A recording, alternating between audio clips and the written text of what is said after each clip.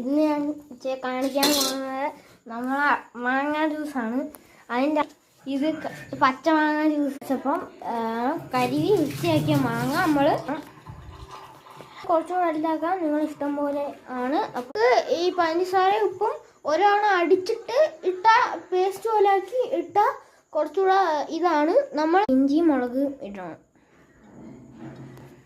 നമുക്ക് അടുത്ത പഠിക്കണം. വീട്ടിൽ വളർന്ന നാരങ്ങയാണ്, അതുകൊണ്ട് നമ്മൾ ഇത്തിരി എടുക്കുന്നുള്ളൂ. ആവശ്യത്തിന് വെള്ളം ഇത്തിരി അടിച്ചിട്ടാണ് ഒഴിക്കാനുള്ള. അപ്പം നിങ്ങൾക്ക് പഞ്ചസാര ഉപ്പിടുക, അല്ലെങ്കിൽ നിങ്ങൾക്ക് അപ്പം തന്നെ ഇത് ഇടാം. ഇനി നമ്മൾ ഇത് അരിക്കണം. നിങ്ങൾക്ക് എന്തിനാണ് അരിക്കാം. ഇത് നല്ലോണം അരിച്ച് ഇതിൻ്റെ അരിക്കൊക്കെ ഇതിനകത്ത് ജ്യൂസ് ഒഴിക്കണം. കുടിച്ചു നോക്കാം. സൂപ്പർ.